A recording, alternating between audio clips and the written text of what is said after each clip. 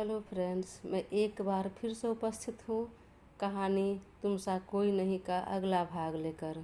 इसके पहले भी 13 भाग अपलोड हो चुके हैं। अगर आपने नहीं देखा तो प्लीज़ एक बार मेरे चैनल पर जाकर अवश्य देखें। अर्नब आया तो था आराम से बातें करने, अपनी बात और परिस्थिति को समझाकर उसे इस शहर से बाहर भेजने के लिए। पर जो भी उसका प्लान था उस पर अदिति के रवैये ने पानी फेर दिया और वह भी अपना आपा खो बैठा और सारी बातें बिगड़ गई। अब तक आसमान में काले बादल पूरी तरह घिर आए थे और तूफानी हवा के साथ झमाझम बारिश शुरू हो गई थी। वहाँ टपरी पर बैठे और आसपास के सभी लोग भाग गए। अब सड़क पर सिर्फ वही दोनों थे। तेज हवा में आदित्य के लंबे बाल बार बार लहरा रहे थे, चेहरे पर आ रहा था, मैं चुका दूंगी, मैं नौकरी करूंगी, चाहे जो भी मिले, पर एक एक पाई चुका दूंगी आपका। अर्नब अब की बार बेहद खिसियानी हंसी हंसा। ना तुम्हारे पास कोई सर्टिफिकेट है, ना कोई डिग्री है, और तुम्हें जॉब मिल जाएगी। अगर मिल भी गई तो कुछ रुपल्ली वाले, उससे तुम मेरा एहसान और कर्ज चुका पाओगी? इतना जो खर्च किया मैंने तुम्हारे पीछे। अदिति अर्नब की तरफ सवाल भरी नज़रों से देखने लगी। हाँ, सही कह रहा हूँ, तुम्हारी सारी ज़िंदगी बीत जाएगी, फिर भी मेरा कर्ज और एहसान चुका नहीं पाओगी। इसलिए मैं जो बोलता हूँ वह बात मान लो मेरी। बोलते हुए अर्नब की आंखों में जो नाराज़गी दिख रही थी, उसकी बातों में जो कठोरता थी, उससे अदिति डर गई। पर वह सामान्य दिखने की कोशिश करने लगी। उसके सामने वह अपना डर दिखाना नहीं चाह रही थी। पर फिर भी अदिति का कलेजा धक धक करने लगा, गला सूखने लगा, वह थूक निगलने लगी। अंदर ही अंदर दिल रो पड़ा, वह कहाँ फंस गई। और भगवान बार बार क्यों फंसा रहे हैं? क्यों इतना तकलीफ़ देने के बाद भी उनका मन नहीं भरा? जो कुएं में से निकलती हूँ तो अगले ही पल खाई में गिर जाती हूँ मैं। ठीक है, मैं आपके घर में केयर टेकर का जॉब करूँगी और उसी से आपका कर्ज चुका दूँगी। मुझे नहीं चाहिए किसी के एहसान। नहीं, अब तुम्हें केयर टेकर की जॉब नहीं मिलेगी मेरे घर में, कुछ और करना होगा तुम्हें। मतलब मुझसे शादी करनी होगी। सुनकर अदिति सन्न रह गई। व्हाट? पर क्यों? नहीं, मैं आपसे शादी नहीं कर सकती, कभी नहीं, कतई नहीं। बोलते हुए अदिति की आंखों से आंसू बहने लगे। देखो, यह तुम्हारे आंसू मुझ पर कुछ असर करने वाले नहीं हैं, तो इसे बहाना बंद करो। अदिति ने आंसू पोंछते हुए कहा, आपका कर्ज चुकाना है, वह तो मैं आपके घर काम करके भी चुका दूंगी। उसके लिए शादी की ज़रूरत क्यों? तुम्हें कर्ज कैसे चुकाना है यह मैं तय करूंगा, तुम नहीं। उसकी आवाज़ में बेहद गुस्सा था। उसकी बातें सुनकर अदिति शॉक्ड रह गई, नर्वस हो रही थी, पर फिर भी खुद को सामान्य करते हुए बड़े आराम से कहा, देखिए, आप इतने बड़े आदमी हैं, आपको तो एक से एक लड़कियां मिल जाएगी, अच्छी से अच्छी लड़कियां शादी करने के लिए राज़ी होगी। फिर मुझ जैसी साधारण लड़की से क्यों शादी करना चाहते हैं? आपको क्या फ़ायदा मिलेगा? यह मैं आपको बताना ज़रूरी नहीं समझता। और फ़ायदा है इसलिए तो आपसे शादी कर रहा हूँ, नहीं तो इतना पैसा मैं यूं ही आपके पीछे खर्च नहीं करता। मैं बेवकूफ़ नहीं हूँ, बिजनेसमैन हूँ। मैं इन्वेस्ट वहीं करता हूँ जहाँ से रिटर्न में मूल रकम से कई ज़्यादा गुना मिले। देखिए, आप मुझे कोई भी काम दे दीजिए, मैं कर लूँगी, आपके सारे कर्ज चुका दूँगी। पर प्लीज़ मुझसे शादी के लिए फ़ोर्स मत कीजिए। मैं आपसे शादी नहीं कर सकती। मुझे शादी नहीं करनी आपसे। आपसे क्या, किसी से भी नहीं करनी, कभी नहीं। मुझे नफ़रत है शादी से। शादी से तो क्या, इस शब्द से नफ़रत हो गई है। नफ़रत शादी से आपको है, मुझे नहीं। मुझे बहुत इंटरेस्ट है शादी में, तो आपको मुझसे करनी होगी। अगर कर्ज चुकाना है तो मैं कर्ज तो चुका दूंगी आपका, लेकिन अब मैं आपके घर में जॉब नहीं करूंगी। और आपसे शादी तो बहुत दूर की बात है, आप चाहे जो भी कीजिए, पर मैं आपसे शादी नहीं करूंगी। अदिति के आवाज़ में दृढ़ता थी। दूर की नहीं, बहुत नज़दीक की बात है। अब तो किसी भी कीमत पर तुम्हें मुझसे शादी करनी होगी, वरना शायद आप मुझे नहीं जानती कौन हूँ मैं। इस तरह फंसा दूंगा आपको कि कोई पुलिस, कोई कोर्ट कचहरी नहीं निकाल पाएगा, बचा नहीं पाएगा आपको। तो जितना कहता हूँ उतना कीजिए। बोलते हुए अर्नब का चेहरा कस गया। यह देखकर अदिति अब की बार पैरों में गिर गई। प्लीज़ मुझ पर रहम कीजिए, दया कीजिए। आप जो काम कहेंगे मैं करूँगी, पर मैं आपसे शादी नहीं कर सकती। प्लीज़ समझिए बात को। अर्नब तुरंत पीछे हट गया। यह नौटंकी करने की ज़रूरत नहीं, चलो उठो। लेकिन अदिति वैसे ही बैठी रह गई। तब अर्नब ने उसे बाँह पकड़ झटके में उठा दिया और उसकी आंखों में देखते हुए कहा, यह टेंट्रम, यह रोना धोना क्यों? इतना दिखावा किस लिए? अरे तुम्हें तो खुश होना चाहिए, इतनी आसानी से इतना पैसा वाला और पावरफुल हस्बैंड मिल गया, जो कि हर लड़कियों का सपना होता है। फिर ये नौटंकी और ओवर एक्टिंग क्यों? बाकी लड़कियों के सपने होंगे आपके जैसा पति पाने के लिए, पैसे वाला और पावरफुल, पर मेरा नहीं है। मेरे सपने में आप क्या, कोई नहीं है। शादी शब्द ही नहीं है, फिर कैसा पति और कैसा ससुराल। मैं फिर से रिक्वेस्ट कर रही हूँ, प्लीज़ मुझसे शादी करने के लिए फोर्स मत कीजिए, मैं नहीं करूँगी। अरे आप इतने बड़े आदमी हैं, एक बार इशारे करेंगे तो सैकड़ों लड़कियाँ कदमों में आ जाएगी। फिर क्यों मुझे अनाथ के पीछे लगे हुए हैं? क्यों उसकी दुनिया तबाह करने पर लगे हैं, जिसकी दुनिया पहले से ही तबाह हो चुकी है? अर्नब चुपचाप उसकी बातों को सुन रहा था और समझने की कोशिश कर रहा था, इसलिए कुछ देर तक वह चुप रहा। अदिति फिर बोली, इतनी भी ज़्यादती किसी के साथ करना ठीक नहीं। अरे आपसे कोई लड़ नहीं सकता, पर जिसे बेवजह दुख पहुंचाएंगे उसकी हाय ज़रूर लगेगी। ओह गॉड, यह कहाँ फंसा दिया तूने? इससे तो अच्छा यही होता कि मैं उस रात खाई में ही मर जाती।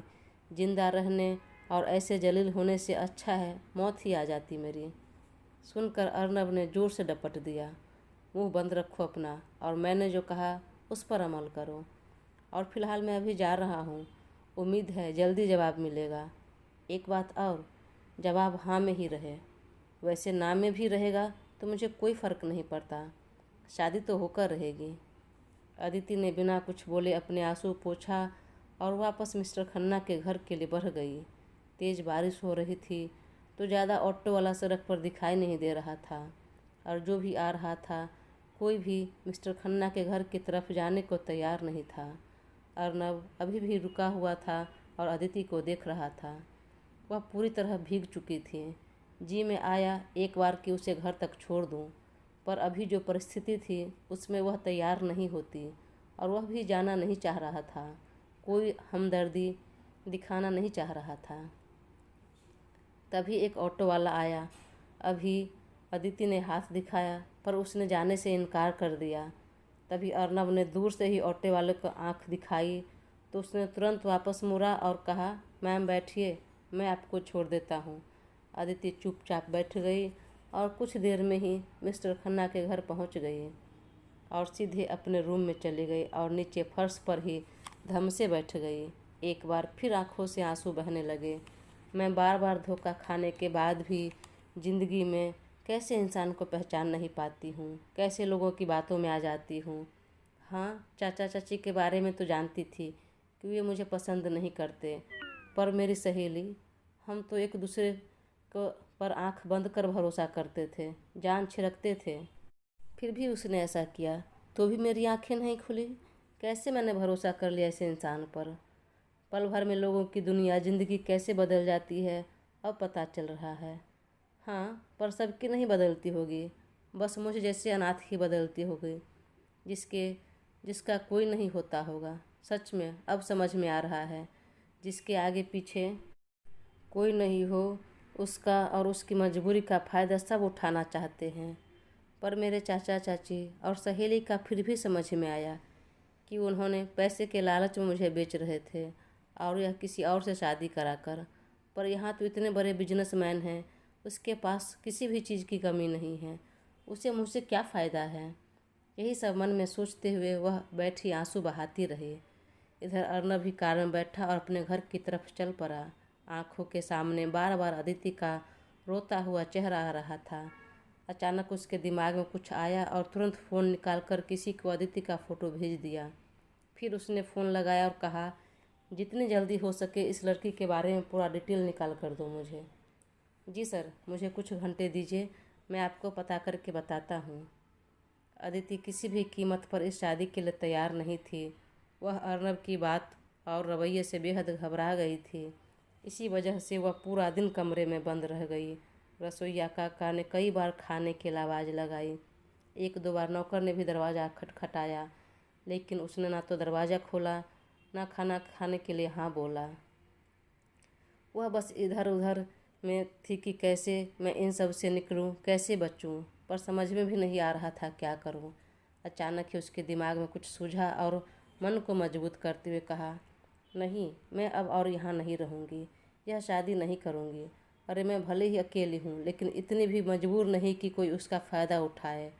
हाँ, यही सही रहेगा। मैं चुपके से यहाँ से भाग जाऊँगी, मैं यह शहर छोड़ दूँगी। लेकिन मिस्टर खन्ना जब दिल्ली आएंगे और उन्हें पता चलेगा तो फिर क्या सोचेंगे? नहीं, कुछ नहीं होगा, कुछ नहीं सोचेंगे। अगर यहाँ रही तो हो सकता है कल को मिस्टर खन्ना भी बदले में कुछ मांगे तब। अब तो देख लिया, एक बार नहीं कई बार देख लिया। बिना किसी फ़ायदे के कोई किसी की मदद नहीं करता। मैंने उसी दिन पूछा था मिस्टर खन्ना से, किसने मेरा ट्रीटमेंट करवाया, और तभी उन्होंने नहीं बताया। शायद इसी ने बताने से मना किया होगा। नहीं, अब चाहे कुछ भी हो जाए, मैं अब यहाँ नहीं रहूँगी, यहाँ से निकल जाऊँगी। पर जाऊँगी कहाँ? देखती हूँ, कोई न कोई व्यवस्था हो ही जाएगी। मैं इतनी जल्दी हार नहीं मानूँगी। वह अपने कमरे में काफ़ी देर तक बंद रही। नौकर ने लंच के लिए बुलाया तो बाहर नहीं निकली। एक बार रसोइया फिर आ रहा था बुलाने के लिए कि मैम आप कुछ हल्का फुल्का खा लीजिए, नहीं तो सर हम लोग को डांटेंगे। अभी वह दरवाज़ा नॉक करने लगा तभी अदिति ने डोर खोल दिया। काका, जल्दी से डिनर बना दीजिए, बहुत भूख लगी है। क्या खाना है मेम साहब? तुरंत बना देता हूँ। कुछ भी बनाइए, पर जल्दी बना दीजिए ज़रा। उधर अर्नब भी अपने घर चला गया। ओह गॉड, मैं क्या करना चाहता था और क्या कर दिया। किस तरीके से बात की उससे, पर उसकी नाराज़गी इतनी बढ़ चुकी थी कि मैं सारी सच्चाई बताता समझाता तो भी वह मानती नहीं, सुनती नहीं। अब अगर सच्चाई बता भी दूंगा तो उसकी गलतफहमी इतनी बढ़ गई है कि वह मेरी बात समझेगी नहीं। इधर दादू की जिद इतनी है, क्या करूं? अब जैसा है वैसे ही रहने देता हूं। समय और परिस्थिति जब ठीक लगेगा सब बता दूंगा उसे। अर्नब का मन बहुत खट्टा हो चुका था और चुपचाप अपने घर गया और बिना चेंज किए ही बिस्तर पर लेट गया। दिमाग में बार बार अदिति और उसकी कही बातें याद आ रही थी। संयोग बस उसी शाम दादू को माइनर अटैक आया। तुरंत डॉक्टर की टीम बुलाई गई और उनका ट्रीटमेंट शुरू हो गया। दादू ठीक हो गए, पर अर्नब बेहद घबरा गया। आज दादू ने कुछ नहीं कहा, परंतु फिर भी उनकी बातें कानों में गूंज रही थी। मेरी आखिरी इच्छा नहीं पूरी करोगे? अर्नब बेचैन हो गया। तभी उसके मोबाइल पर एक कॉल आया। सर, मैंने पता कर लिया, वह लड़की प्रॉपर कानपुर की रहने वाली है और अभी कुछ महीनों पहले लखनऊ से अपनी शादी से एक दिन पहले वह भागी है और सच में उसका कोई नहीं है, वह अनाथ है। सुनकर अर्नब शॉक्ड रह गया और बोला, ठीक है, फ़ोन रखो, और वह घर से निकल गया। इधर रसोइया ने जल्दी जल्दी खाना बना दिया तो अदिति ने खाया और तुरंत अपने कमरे में आ गई और अंदर से दरवाज़ा लॉक कर लिया। उसने झटपट एक बैग में कुछ कपड़े और ज़रूरत के सामान रख लिया, परंतु फ़ोन छोड़ दिया ताकि कोई उसका पीछा न कर सके। उसकी तबीयत कुछ ठीक नहीं लग रही थी, फिर भी वह देर रात सबके सो जाने के बाद चुपके से सबकी नज़रों से बचकर घर से बाहर निकली और रोड पर तेज़ तेज़ कदमों से जाने लगी। अभी मुश्किल से कुछ ही दूर गई होगी कि अचानक एक कार उसके सामने आकर रुकी। अदिति बेहद चौंक गई। वह पीछे की तरफ गिरते गिरते बची। तभी अर्नब कार से बाहर निकला और बेहद कोल्ड वॉइस में कहा, अच्छा, तो भागने की तैयारी थी? अदिति बेहद डर गई और कुछ बोल नहीं पाई। तभी अर्नब ने कहा, मैंने आपसे कहा था भागने की कोशिश मत कीजिएगा। फिर भी आप मेरी बात नहीं सुनी, तो अब परिणाम भुगतने के लिए तैयार हो जाइए। चलिए बैठिए कार में। नहीं, मैं नहीं बैठूंगी। मैंने कहा चुपचाप कार में बैठिए, हंगामा करने की ज़रूरत नहीं। देखिए, आप जिद करेंगे तो मैं पुलिस बुलाऊंगी। अर्नब हंसने लगा। शौक से बुलाइए, प्लीज़ मेरे मोबाइल से कॉल कर दीजिए। मेरा नाम देखकर पुलिस मिनट के अंदर यहाँ रहेगी, लेकिन अरेस्ट मुझे नहीं आपको करेगी। मुझे मुझे क्यों करेगी? मैंने तो कुछ नहीं किया। क्या नहीं किया? इतना कर्ज लेकर बैठी हो और अब आधी रात को चुपचाप भाग रहे थे। अदिति अवाक रह गई। कुछ समझ नहीं आया क्या करूँ क्या नहीं। अर्नब ने फिर कहा, आप बैठ रही हैं या अपना तरीका आजमाऊँ मैं? अदिति चुपचाप बैठ गई। दोस्तों, कहानी आगे जारी रहेगी। प्लीज़ तब तक अपना साथ बनाए रखें और चैनल को सब्सक्राइब कर मुझे ज़रूर सपोर्ट करें। धन्यवाद।